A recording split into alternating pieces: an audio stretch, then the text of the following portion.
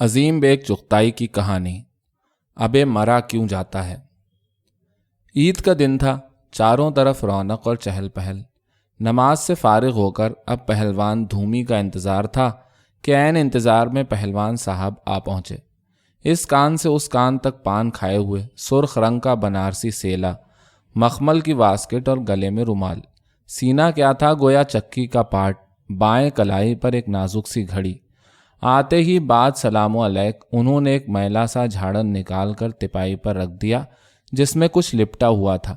پھرتی سے کلائی سے گھڑی کھول کر رکھی اور صافہ رکھ کر سیدھے تیزی سے آستین چڑھا کر بکروں کی طرف چلے۔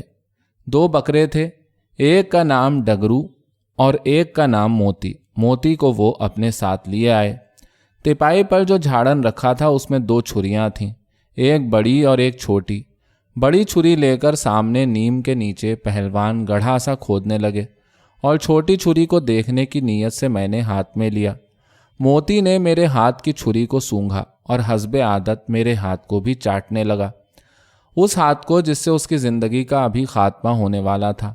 میں نے اس چھری کو دیکھا، نازک بدن، کامنی سی ریت کے فولاد کی چھری تھی۔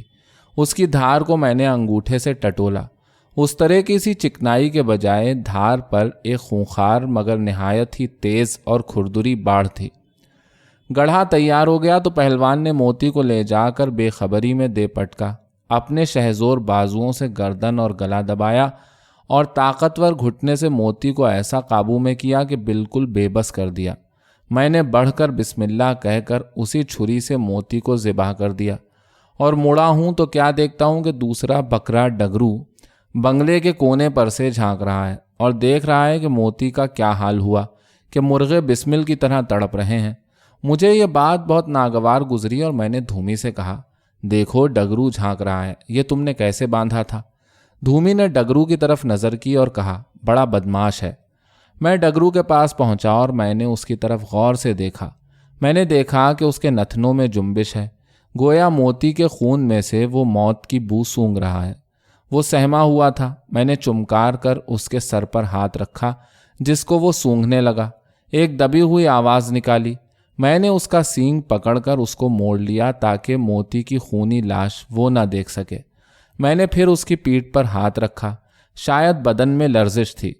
کیا یہ ممکن نہیں کہ ڈگرو جان گیا ہو کہ میرا آخری وقت اب قریب آ گیا ہے؟ اتنے میں دھومی بھی لپکے ہوئے پہنچے، وہ بھی اس طرح کہ موتی کے خون میں ہاتھ لال۔ میں نے کہا، بھائی تم بڑے ظالم ہو، بھلے مانس، ہاتھوں کا خون تو پونچھ لیا ہوتا۔ اپنے خونی ہاتھوں سے ڈگرو کا کان پکڑتے ہوئے دھومی نے کہا، اب جناب اتنا وقت کہاں سے آیا کہ ان بدماشوں کے لیے ہم ہاتھ دھوتے پھریں اور ان کے نخرے اٹھائیں؟ یہ کہہ کر جو پہلوان نے ڈگرو کا کان پکڑ کر مقتل میں لے جانا چاہا تو ڈگرو اڑ گیا، مگر کہاں ڈگرو بکرا اور کہاں پہلوان دھومی۔ ابے مرا کیوں جاتا ہے، منہ بگاڑ کر دھومی پہلوان نے کہا، چلتا بھی ہے کہ نہیں؟ مفت خدا کے لیے دیرم دیر کر رہا ہے۔ یہ کہہ کر ریلم ریل اور گھسیٹم گھسیٹ موتی کی لاش پر کھڑا کیا۔ چھری میرے ہاتھ میں تھی اور میں نے اس کی خونی دھار کو سورج کی روشنی میں دیکھا۔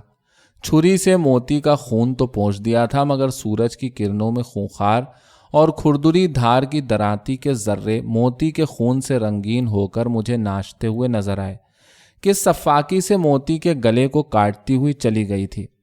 اب ڈگرو کی باری آئی، مگر ڈگرو نے واویلا شروع کر دی تھی۔ اس کی آواز بھیانک تھی اور اس میں وحشت تھی۔ پہلوان نے اس گڑھے کی طرف ڈگرو کو گھسیٹا جس میں موتی کا خون ایک چمکدار سرخ شیشے کی طرح پڑا چھلک رہا تھا۔ ڈگرو نے اس خونی گڑھے کو دیکھا اور پھر موتی کی بے جان لاش کی طرف۔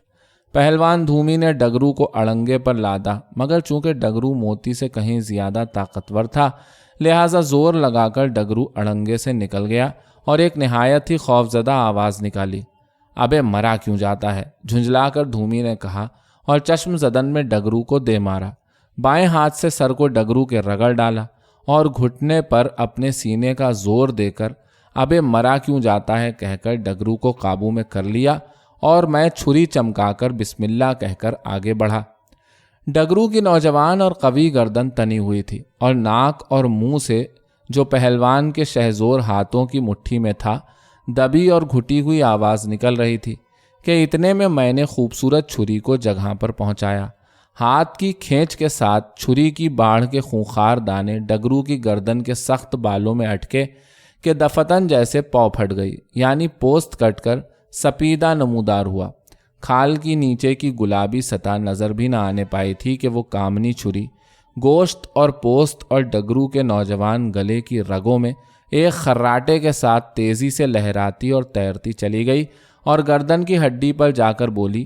خون کا فوارہ ایک شراٹے کے ساتھ پہاڑی دریا کی طرح ڈگرو کے بریدہ حلقوم اور پھڑکتی ہوئی رگوں اور گوشت پر سے اچھلتا ہوا نکلا، اور ساتھ ہی ڈگرو نے ایک پرزور تڑپ لگائی جس سے جانکنی کی انتہائی تکالیف کا اندازہ ممکن تھا۔ دھومی نے میرے ہاتھ سے چھری لے کر گردن میں کسی خاص مقام پر چھری کی نوک زور سے بھونک دی، جس کی وجہ سے ڈگرو کا تن بدن تڑپ گیا، مگر ابے بدماش کہہ کر پہلوان نے ڈگرو کی گردن توڑ دی اور گردن کے شگاف کو چیر کر کان سے ملا دیا۔ ایک روز کا ذکر ہے کہ میں دفتر میں بیٹھا ہوا کچھ کاغذات دیکھ رہا تھا۔ کیا دیکھتا ہوں کہ دھومی پہلوان چلے آ رہے ہیں، چہرے سے رنجیدہ اور کچھ ہوش باختہ سے معلوم ہوئے۔ دریافت کرنے پر معلوم ہوا کہ معاملہ کچھ زیادہ اہم نہیں ہے، یعنی صرف اتنا ہے کہ پہلوان صاحب نے ایک آدمی کے ہاتھ کی ہڈی لکڑی سے مار کر توڑ دی۔ اس نے عدالت کا دروازہ کھٹکھٹایا، چنانچہ اب مقدمہ چل رہا تھا، اور وہ مقدمہ اب اس نوبت پر تھا کہ ڈاکٹری سرٹیفکیٹ موجود تھا کہ ہاتھ کی ہڈی ٹوٹ گئی ہے، خود دھومی خاں کا اقبال موجود تھا کہ ہاں ہم نے ہی توڑی ہے، اور علاوہ بریں 4-5 گواہ جن کا بیان تھا کہ ہمارے سامنے توڑی۔ میں نے غور سے تفصیل سنی اور صاف صاف کہہ دیا کہ مقدمہ تمہارا خراب ہے اور بہتر ہے کہ مجھے وکیل مت کرو۔ میں نے دیکھا کہ یہ سن کر دھومی کے سے طاقتور پہلوان کا چہرہ فق ہو گیا، کچھ سہم سے گئے، گلے میں آواز ان کے رکتی سی معلوم ہوئی جب انہوں نے ارادہ ظاہر کیا کہ خواہ کچھ ہو جائے مجھے تو ان کو اب بچانا ہی پڑے گا، یعنی یہ کہ ان کے مقدمے کی پیروی کرنا ہی پڑے گی۔ واضح رہے کہ مقدمے کی کامیابی اور ناکامیابی کی فضول پریشانیوں سے ایک وکیل بددل کبھی نہیں ہوتا، خواہ موکل چھوٹ جائے اور خواہ اسے لگ جائے پھانسی۔ وکیل کو تو لڑنے سے مطلب، چنانچہ صاف اور یقینی نتیجے کی طرف سے بے خبر اور خالی اس ذہن ہو کر میں نے اس زور سے مقدمے کی پیروی شروع کی کہ ایک دفعہ کو میں بھی بھول گیا کہ واقعی نتیجہ خراب ہوگا۔ الٹی سیدھی بحث، بات بات پر وکیل سرکار کی قانونی گرفت کرنا، ایک ایک لفظ پر بات کا بتنگڑ بنا دینا اور گواہان استغاثہ کو پکڑ پکڑ کر دوران جرا بری طرح جھنجھوڑنا، یہ تمام باتیں ایسی تھیں کہ دھومی پہلوان پیشی کے روز سینہ ابھارے اور کلے پر کلہ چڑھائے مسکراتے ہوئے آتے تھے۔ کب کا دل سے ڈر نکل چکا تھا۔ آخر کو وہ دن بھی پہنچا کہ مقدمے کی آخری بحث ہوئی اور فیصلے کی تاریخ مقرر ہوئی۔ اسی روز کا ذکر ہے کہ رات کو دھومی پہلوان میرے پاس آئے اور کچھ پریشان سے ہو کر انہوں نے کہا، وکیل صاحب یہ کیا معاملہ ہے؟ میں نے کہا کیا بات ہے؟ تو وہ بولے کہ سب لوگ یہی کہہ رہے ہیں کہ مجھے قید ہو جائے گی۔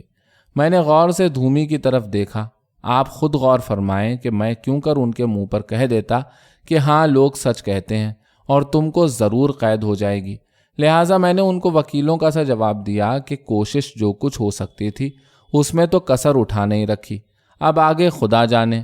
دھومی بھائی کا اس جواب سے اطمینان نہیں ہوا اور انہوں نے یہ چاہا کہ میں دل کی بات بتا دوں، مگر میں کیوں اپنی زبان خراب کرتا۔ میں نے جواب میں یہ کہہ دیا کہ اس قسم کا اندازہ لگانا ہی سراسر بے وقوفی ہے، اور یہ کہ بعض اوقات بظاہر اچھا مقدمہ ہار جاتا ہے اور کوئی نہیں کہہ سکتا کہ حاکم کیا فیصلہ دے گا۔ وکیلوں کا قاعدہ ہے کہ جس مقدمے میں موکل کو یقینی طور پر سزا ہونے والی ہوتی ہے، اخلاقاً وہ اس وقت موجود نہیں ہوتے، کم از کم کوشش یہی کرتے ہیں کہ موجود نہ ہوں۔ چنانچہ یہی میں نے کیا۔ میں کچہری میں بالکل دوسری طرف چلا گیا کہ اتنے میں کیا دیکھتا ہوں کہ دھومی پہلوان ہانپتے کانپتے چلے آ رہے ہیں، چہرے پر ہوائیاں اڑ رہی تھیں۔ گھبرا کر جیسے ہانپ کر انہوں نے کہا، غضب ہو گیا وکیل صاحب۔ میں نے کہا خیر تو ہے؟ وہ بولے وہاں تو ایک سپاہی ٹہل رہا ہے۔ میں نے کہا تو پھر؟ گھبرا کر بولے اس کی جیب میں سے ہتکڑی کی رسی لٹک رہی ہے۔ میں نے کہا تم بھی عجیب آدمی ہو، سپاہی گھومتے ہی پھرتے ہیں ہتکڑیاں لیے ہوئے۔ کہنے کو تو میں نے کہہ دیا، مگر واقعہ یہ ہے کہ جب کسی کو سزا کا فیصلہ سنایا جاتا ہے تو ایک کانسٹیبل کو ہتکڑی لے کر عدالت میں بلا لیا جاتا ہے۔ میں نے سمجھا بجھا کر دھومی پہلوان کو واپس کر دیا اور وہ چل دیے، مگر بمشکل 15-20 قدم گئے ہوں گے کہ پھر اس بات پر مصر ہوئے کہ میں بھی ان کے ساتھ چلوں، محض اس وجہ سے کہ انہیں ڈر لگتا ہے۔ مجبور و ناچار میں بھی ان کے ساتھ چلا۔ مجھے چپکے سے پہلوان نے اشارہ کر کے کانسٹیبل کو بتایا۔ میں نے دیکھا کہ ایک تگڑا سا کانسٹیبل داڑھی چڑھائے سرخ آنکھیں کیے کھڑا ہے۔ مجبوراً مجھے بھی کانسٹیبل کے پاس پہلوان کے ساتھ جانا پڑا۔ مشکوک نگاہوں سے قریب پہنچ کر پہلوان صاحب نے کانسٹیبل کو دیکھا۔ کچھ رک کر سلسلہ گفتگو شروع ہوا۔ پہلوان صاحب نے کہا، جمعدار صاحب آج ادھر کیسی ڈیوٹی ہے؟ جمعدار صاحب نے فرمایا، معلوم نہیں، چپراسی بلانے گیا تھا۔ پہلوان نے پوچھا، آخر کاہے کے لیے بلایا ہے؟ یہاں تو کسی کی ڈیوٹی لگتی نہیں ہے۔ جمعدار صاحب بولے، ڈیوٹی پھوٹی کاہے کی؟ کسی چور بدماش کو شاید جیل کی جائے گی۔ اب سچ مچ میں نے دیکھا کہ پہلوان صاحب کے ہوش جاتے سے رہے ہیں۔ مجھے الگ لے جا کر اظہار تشویش کیا اور پریشان ہو کر اپنا صافہ میرے جوتے کی طرف بڑھاتے ہوئے کہا کہ خدا کے لیے مجھے لے جاؤ۔ میں انہیں اطمینان دلا ہی رہا تھا کہ چپراسی نے آواز دی۔ میں نے چاہا کہ میں ان کے ساتھ نہ جاؤں، لیکن وہ بھلا چھوڑنے والے تھے۔ مجسٹریٹ نے لاپرواہی سے دھومی پہلوان کا نام لیا۔ پہلوان صاحب ہاتھ جوڑ کر آگے بڑھے، درحالے کے بید کی طرح کانپ رہے تھے اور بڑی تیزی سے قرآنی آیتیں پڑھ رہے تھے۔ مجسٹریٹ نے بڑی سنجیدگی سے فیصلہ سنایا، گویا بجلی گری۔ 6 مہینے کی قید سخت اور 100 روپیہ جرمانہ، اور اگر جرمانہ نہ دیں تو 3 مہینے کی سزا اور۔ ادھر فیصلہ سنایا اور ادھر ایک ہائے کے ساتھ دھومی پہلوان رو پڑے اور گڑ گڑا کر اور رو کر اور ہاتھ جوڑ کر فیصلے میں رعایت کرانے کی نیت سے جو مجسٹریٹ سے دہائی کرنا چاہی تو اس سے سپاہی نے روکا۔ مگر رونے والا بھلا کب رکتا ہے؟ مگر سپاہی تھا بے ڈھپ۔ اس نے ہاتھ پکڑ کر کھینچا اور یہ کہتے ہوئے کہ ابے مرا کیوں جاتا ہے، ایک کھٹکے کے ساتھ ہتکڑی پہنا دی۔